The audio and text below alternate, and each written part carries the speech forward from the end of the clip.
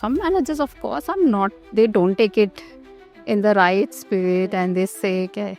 And very easy for managers to say it's a performance issue, right? You can't contradict as HR. We've had feedback from our employees on some toxic relationships. So, these are some real, I would not say everything is hunky-dory in the organization. I have been privy to discussions where senior people are denied roles because of people leadership issues. It's just not people who are exemplary performers, who are doing great work, but if their people side is weak, they're denied roles. People will not hesitate asking you to leave if you don't fix these things. I have seen Westby school people being asked to leave because of these issues.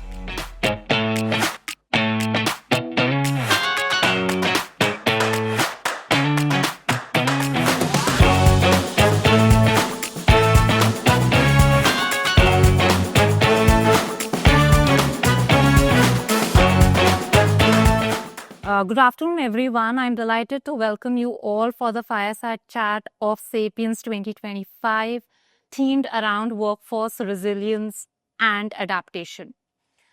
In a world that is nowadays getting shaped by global shocks, which is the theme of Sapiens 2025, and the rapid changes, how organizations are responding to these challenges through their people is very important. Why? Because it is not only going to define the survival of the organization, but it is also going to define how organization is going to lead. And to discuss on something which is so relevant and timely for all of us, we are privileged to have Ms. Anita Malik amongst us, Chief Human Resource Officer at Jackson Group, who is here to share her wealth of experience in navigating uncertainty with empathy, agility, and something which is core to any business, which is strategy. Anita, I would like to ask a question that, which would be very personal to you, that in the capacity of CHRO, because of these macro level uncertainties, what are the couple of unexpected skills you had to learn to get the business going? Sure. So I have a very interesting, I would say history. When I took over head HR role way back in CHRO role way back in 2020, that was my first role as CHRO. It was 2020, and that was Feb when I was offered. I was establishing my chemistry with my CEO because that's a very fundamental thing. A new CHRO needs to do, and pandemic hit, right? And all of us had to sort of work from home. I did not even get time to establish that equation with my key stakeholder, right? When you are there in person in office every day, meeting your leaders, the dynamics is very different. And when you are in this crisis situation, your first role where you are watched all the time, and this was a situation, and none of us knew how to deal with pandemic, right? I think all of you would have also read about it, must have experienced, organizations. This was like after 100 years we experienced pandemic and we're figuring out. So the first thing I think I picked up, of course unanticipated, was how to stay calm. Very, very important. I had to do a lot of work on myself because everything was so volatile. My leaders were volatile. My CEO was volatile. Everything was, people were so jerky. And the CHRO had to be balanced and bring that calmness in the, when we were having leadership meetings, discussing crisis situations. The HR leader had to bring that kind of a balance in those meetings. So my own, and I in the CK Birla group, was at that time I was part of CK Birla group, and very diversified. We had all kind of CEOs and we were part of those meetings. The CEOs who could not handle this ability to manage emotions, they really got derailed, right? And they were all looking up to HR to sort of help them, because I think, you know, how leaders have been wired, that was the last thing people were looking at in terms of how to deal with these kind of extreme emotions. And there, HR had to play a very key role. And, I worked a lot on that piece. I think that was a very important skill. Second skill, I would say, is business acumen. You know, understanding the context of your organization. Pandemic is one set of crisis, but there are different set of crises. As HR, I've also seen projects coming and going, business being sold off, big headcount had to be let go, those kind of situations. So business acumen, and you need to gauge the maturity of the organization. Are we actually at a 1.0? Are we at a 2.0? So that sharpness is where we have to scan the environment. What is driving those decisions from business perspective? What will be the repercussions of from people's standpoint? So that is extreme. Understanding numbers.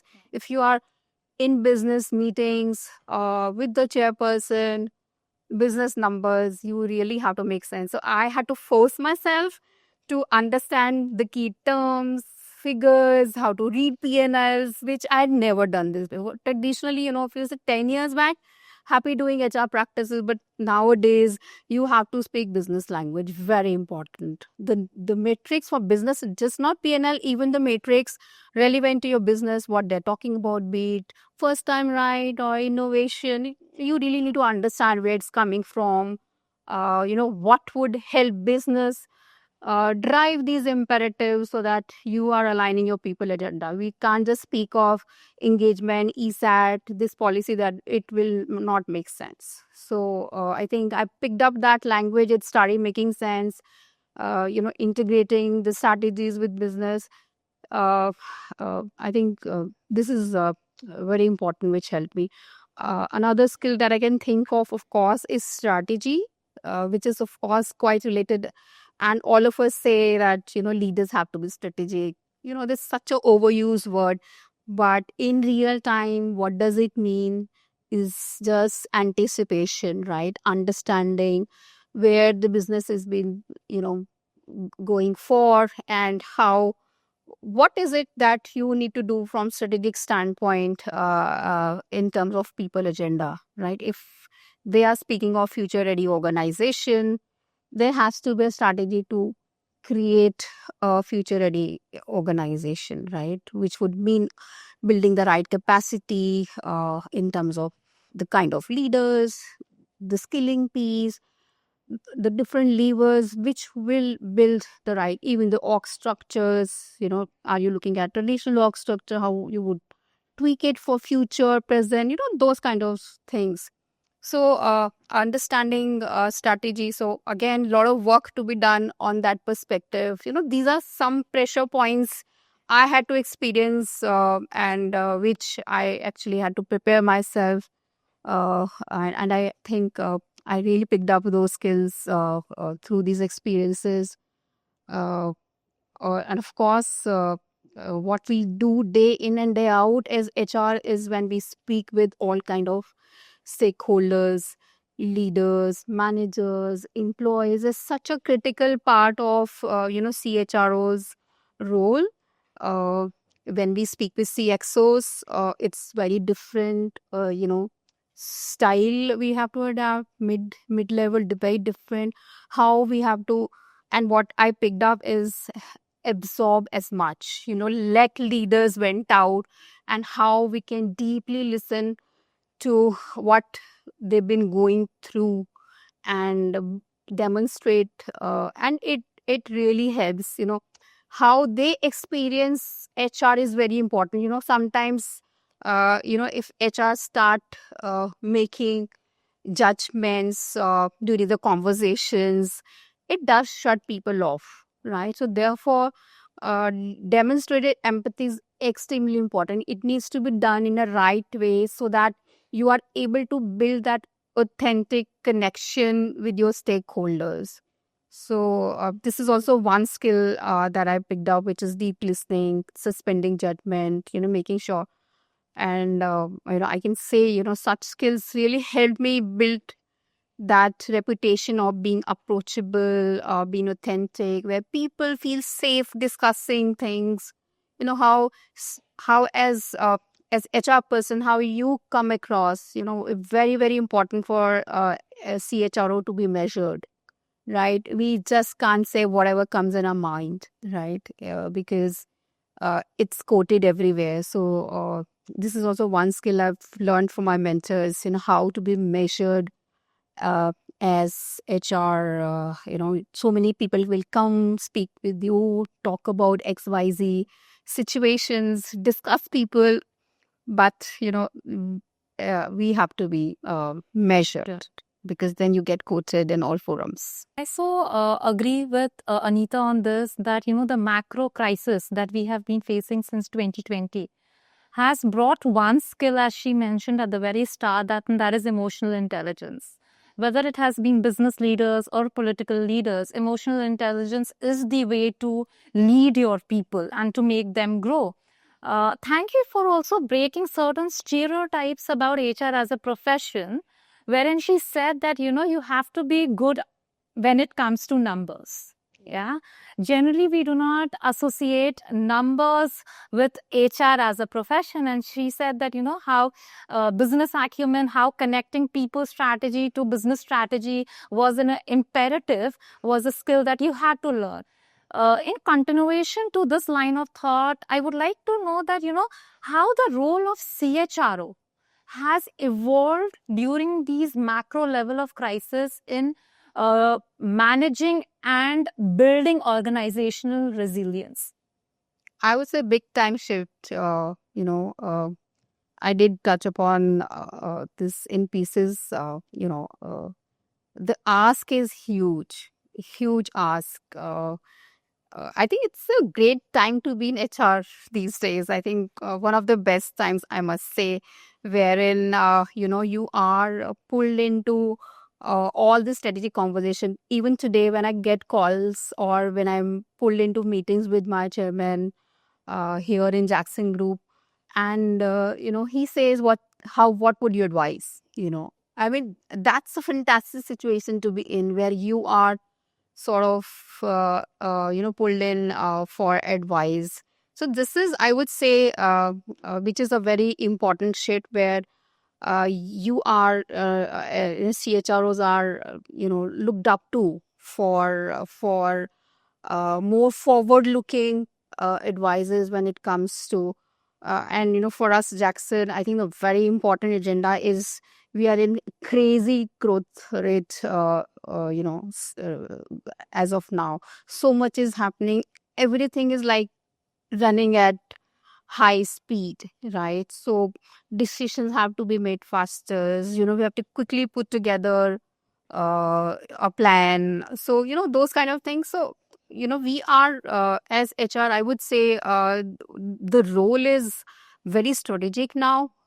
Maybe 10 years back, it was more around being a best employer or coming up with great policies, etc. But nowadays, I think the transformation, because so much disruption is happening, so the ask is, they expect us to sort of, architect the whole strategy around helping organization navigate these challenges, build the right culture, the right levers to be ready for these transformations. When I said right levers, will be all kind of things, such as your be it reward strategy, or be it the right structure, or the right capability, etc., or the right kind of skills that we should sort of target, which will help us move ahead, those kind of things. It's very heartening to see that, that HR is getting the seat at the table. Absolutely. Yeah. One of the very critical yet complex pillar of resilience, building organizational resilience or workforce resilience is talent agility. That, how quickly you are able to, reskill, cognitively rewire and redeploy talent when it is required. As an individuals, and I think so most of us would agree with this, we love to remain in status quo, functioning the way we are functioning, and somebody, comes and, disturbs a bit. Okay, no, this is not the ideal way. You need to, re-gear yourself. So as a, people leader, as a CHRO, how difficult do you feel that it is to, motivate an employee to reskill themselves, to rewire their mindset to face uncertainty? It is, I would say, not a very easy game. Because I spoke of Jackson's history, 77. So we have a very interesting workforce mix. There are people who've been around for quite a while, and then 30% workforce is fairly new to the organization. So it's a very interesting blend that we have. And when it comes to the agenda, it's a collective effort. Nobody is supposed to do whatever they've been doing. Everyone has to contribute. We drive a high performance culture, and the demand is equally on the tenured people, also on the newcomers, everybody. So, yes, mindsets, people, we all understand human psychology. People do get very hardwired as they sort of spend more time in यहाँ तो ऐसा ही होता है types, right? So we've also had those kind of situations, and so therefore, I think our board, our chairpersons, we are wanting to build a very purpose-driven organization, right?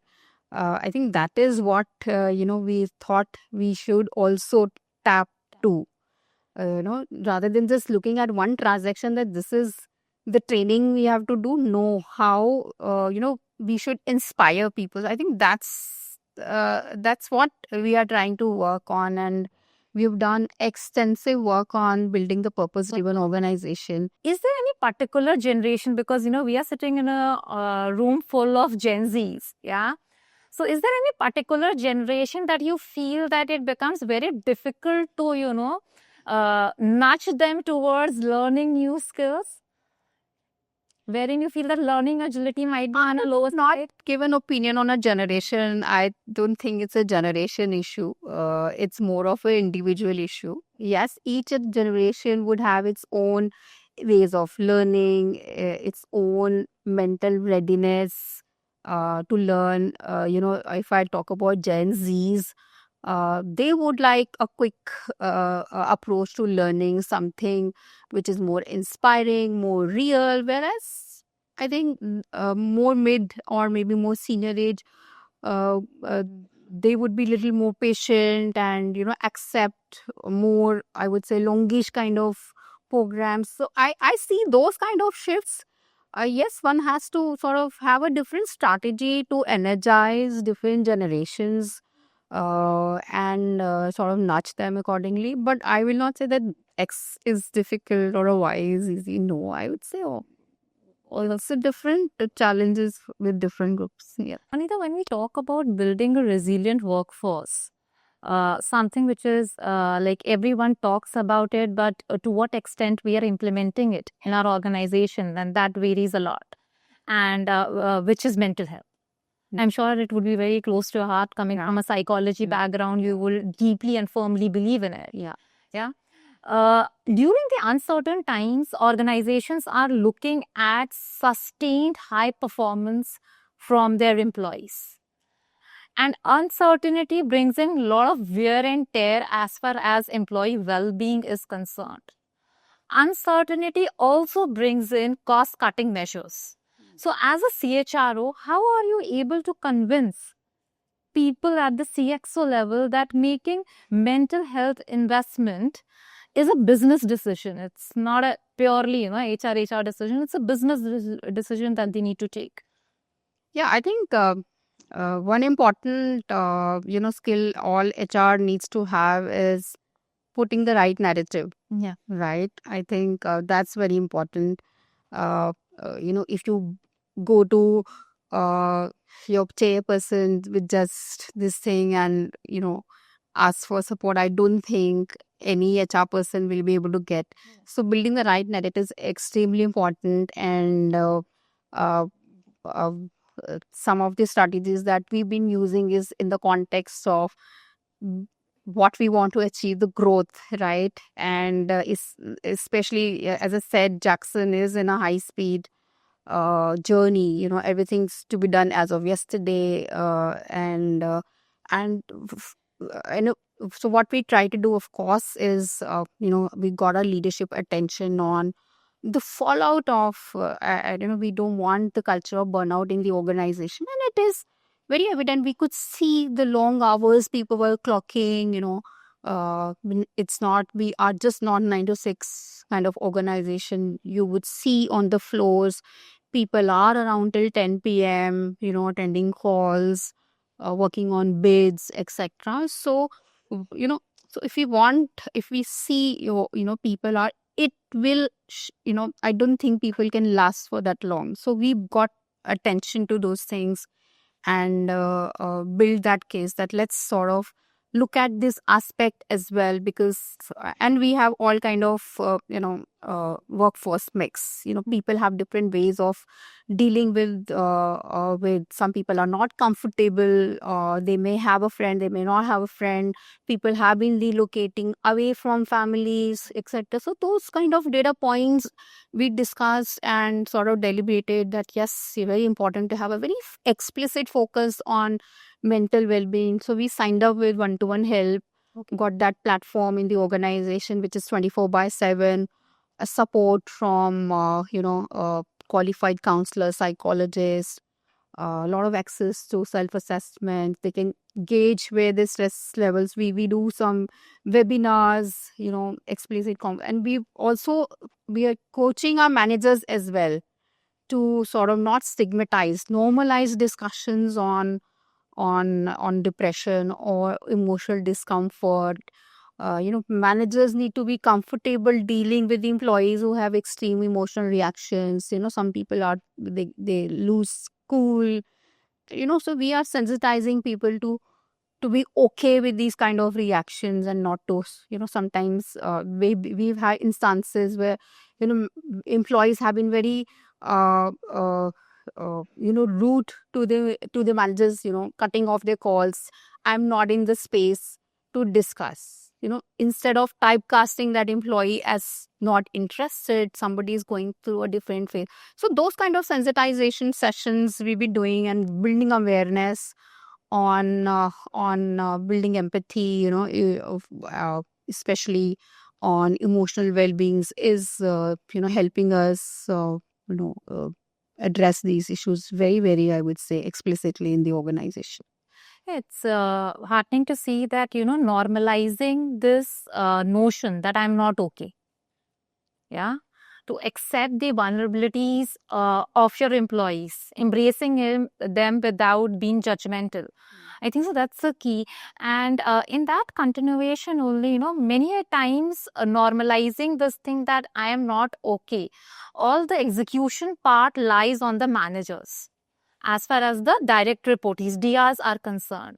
At the same time, for a manager, he or she would also have their own KPIs and KRAs. So how does your organization supports the managers to drive this agenda of mental health, employee well-being, without making them feel overwhelmed or burdened?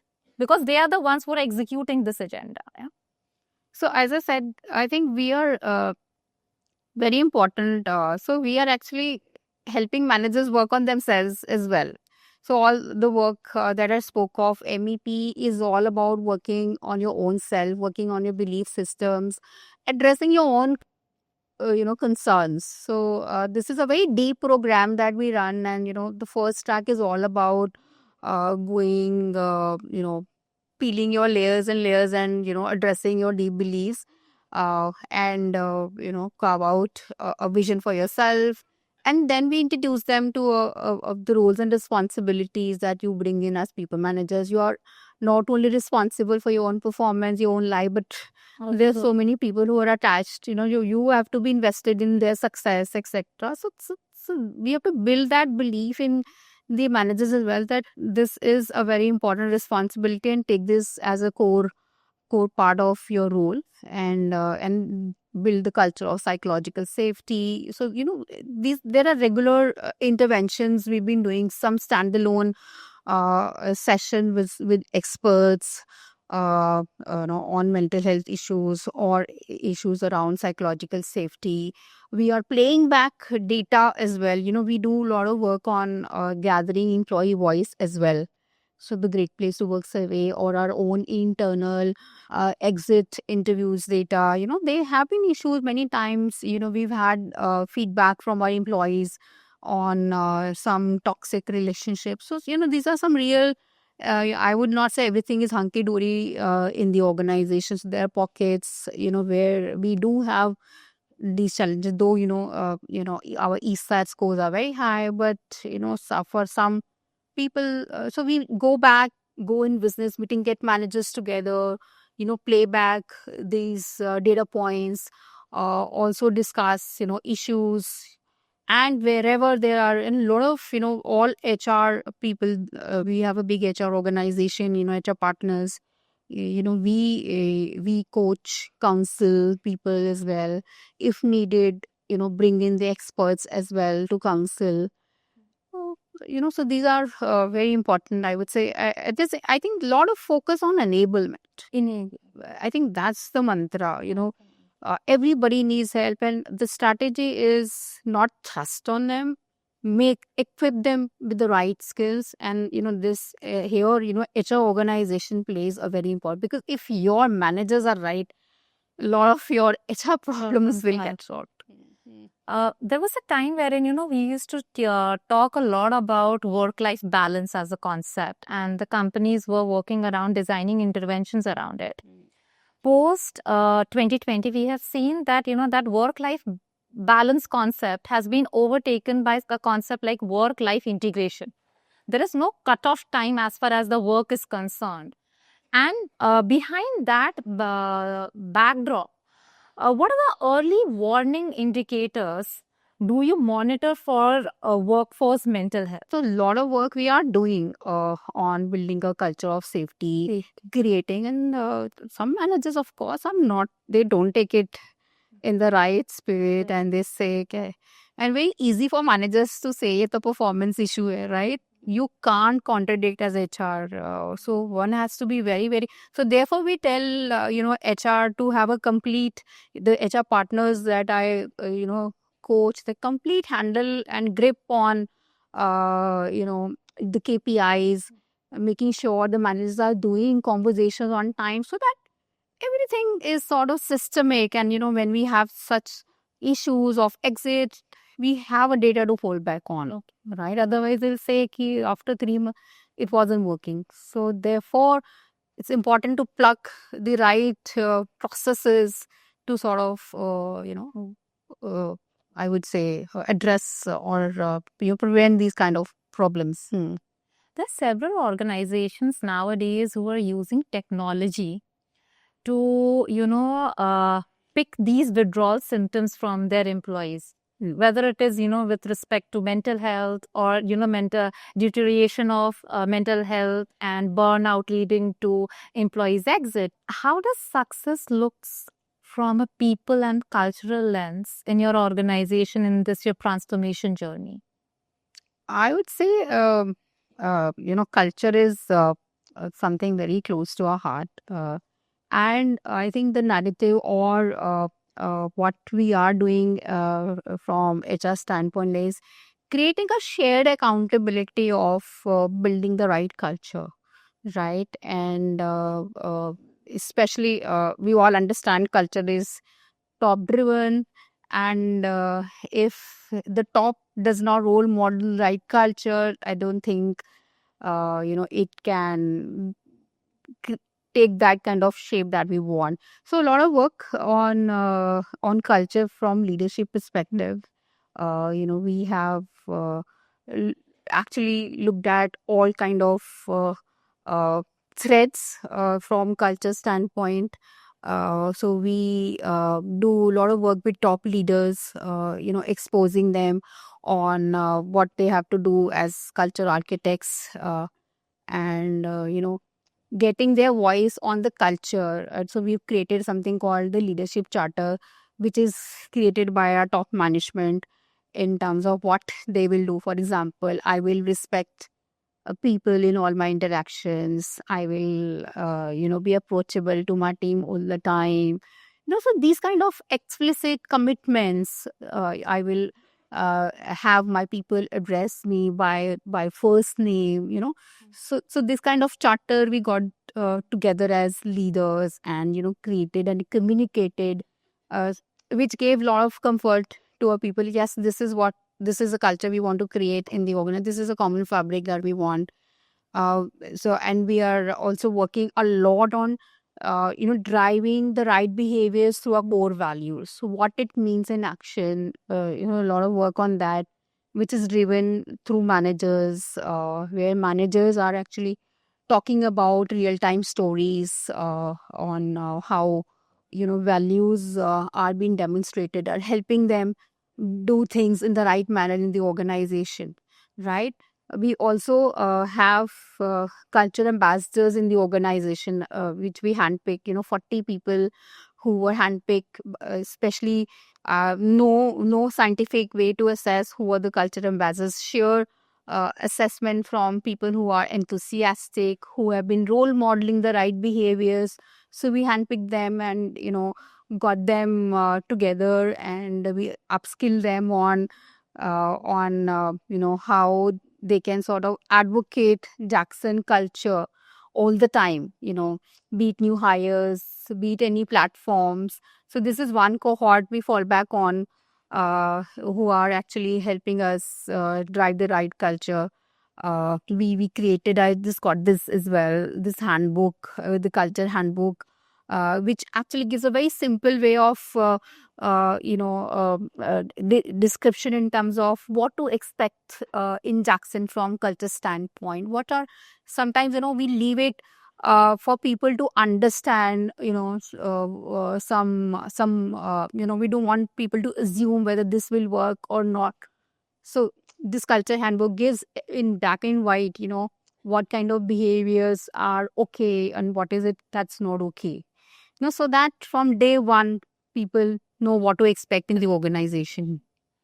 Jackson Group is a legacy base of the organization. It got incepted in 1947, and here we are sitting 2025, which means that at your organization, culture has evolved over a period of time. And in contemporary times, it's a necessity to evolve your culture. Yeah. So, are there any specific interventions, conscious intervention that your group took to make its culture, at the pace of the demographics that we are, interacting with? Yes, you know, since we evolved, we have a family. So Jackson is a family-driven organization, right? So we are fourth generation in the organization, and because we were diversifying, we also partnered with two leaders, and that's how Jackson Green came in light, right? So with new energies coming in, we thought, and suddenly there was spurt in the growth, and workforce size increased, etc. Energy was very different, and we wanted some convergence on the culture, so that, and consistency as well. We want people in Riyadh to experience the culture versus people in Mumbai and Noida. So on consistency and unified understanding of culture.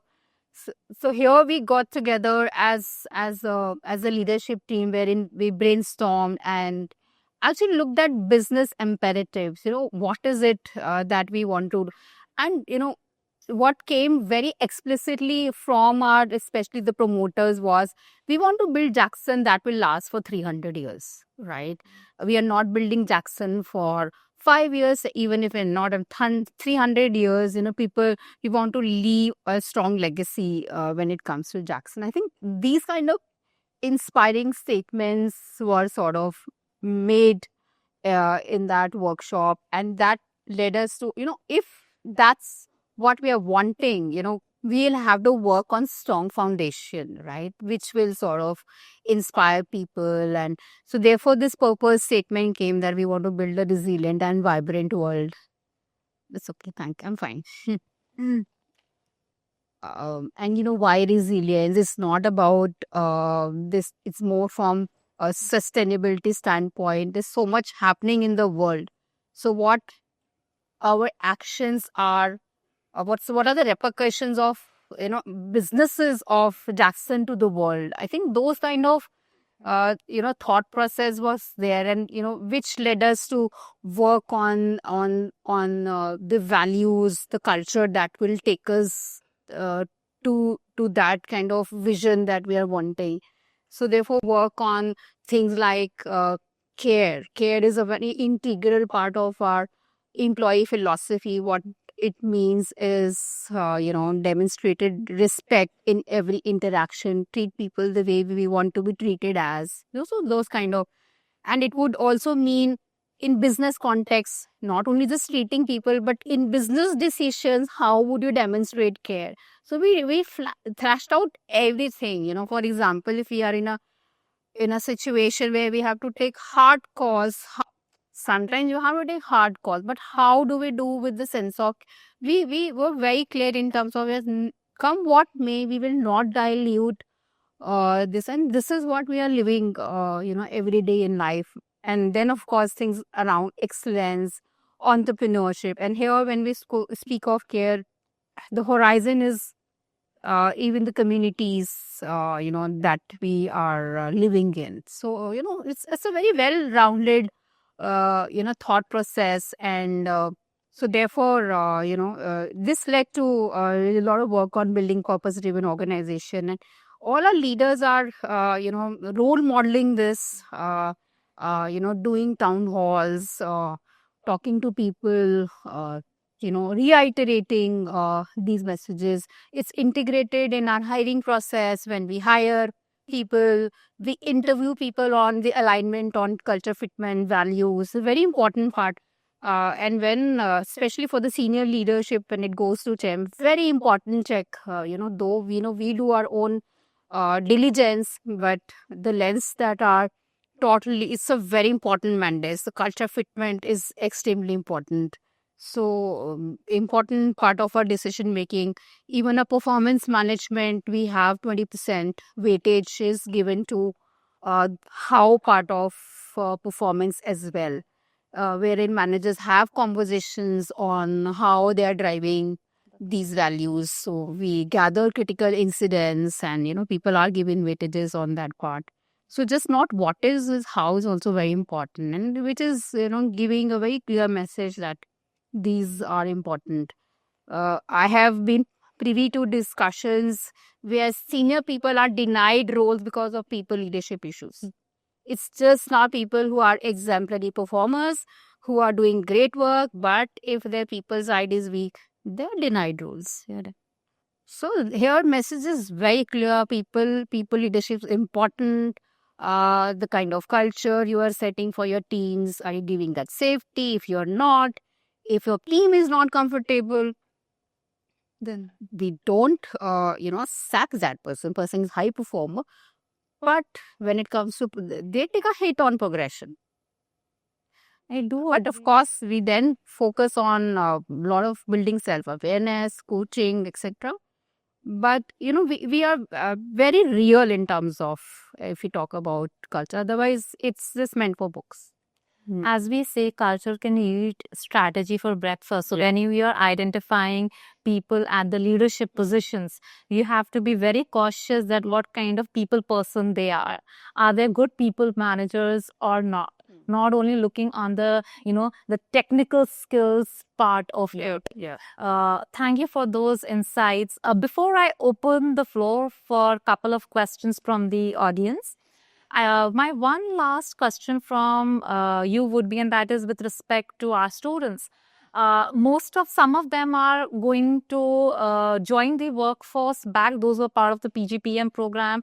In another, 9 months or so, those were part of the DM programs. We are looking at somewhat 18 months or so that they are going to join the workforce. What kind of advice would you like to give them as far as building resilience is concerned?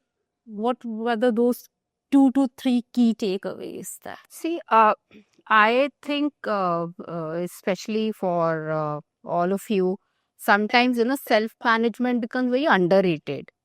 But my sincere advice to all of you is, no doubt excellence is important. You come across as fantastic in your, interviews or projects. Excellence is certainly important. But if you are not disciplined, if you don't know how to manage time, if your energy is bad, enthusiasm, if you're not able to manage self, right, I don't think, excellence will get that weightage. So this is a very important part. I think this build that habit right away, especially with your kind of,